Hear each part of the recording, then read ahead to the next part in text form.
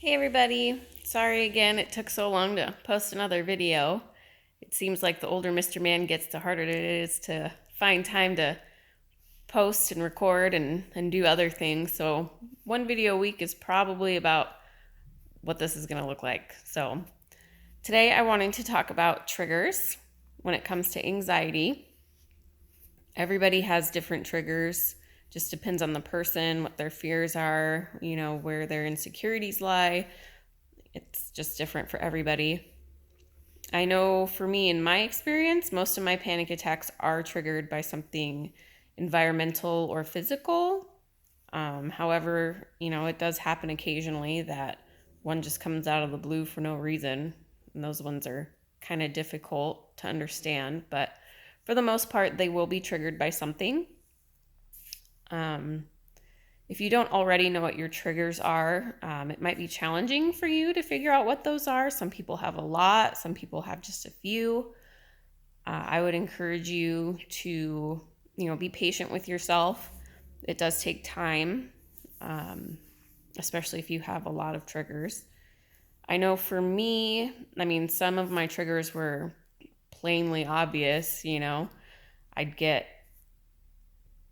hyperventilating, or I'd start shaking, or I'd feel nauseous, or like my heart rate would just go through the roof depending on what was going on around me, or something that happened. It could be something as simple as a smell or a song that plays on the radio.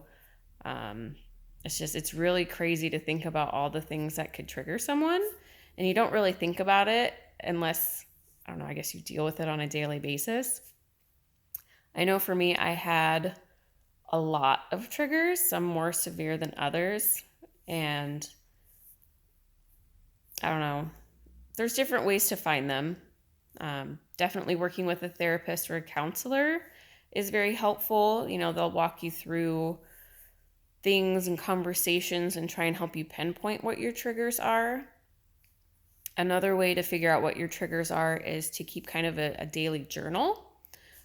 What I personally did, of course, I saw a therapist and a counselor, which was extremely helpful, but I also kept a journal for a little while. I think I was pregnant with my daughter at the time, but every day I just kind of write like a paragraph of what I did that day.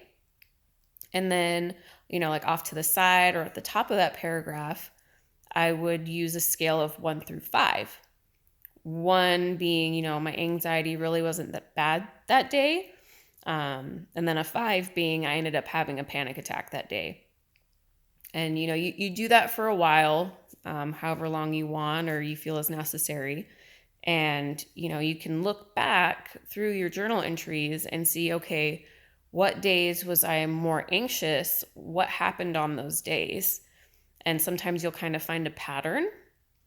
Maybe it's the days you go to the gym, or it's the days you babysit, or there's so many different variables, but that is one good way to kind of find a pattern in your anxiety and what triggers it.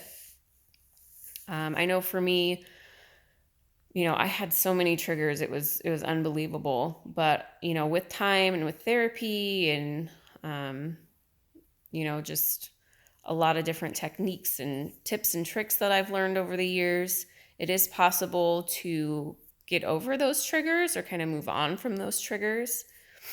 In times of stress, or like when you're feeling overwhelmed and stuff, of course those triggers kind of can return, but I know for me personally, those triggers have lessened and they're not as severe anymore if they do happen. So I have been able to kind of narrow down my random assortment, I will say, of triggers. But I did find an article online that kind of breaks down other ways that you can pinpoint your triggers and work with them and everything. So I can add that in the comment section. So if you want more information or are interested in this topic or are struggling with it, definitely feel free to reach out, click on this link in the comments and read some more about it. But yeah, I think think that's a good little chunk of knowledge. So I will let you guys get back to your day. Have a blessed week, and thanks again for watching, and I will post again in the next week or so. Thanks, guys. Bye.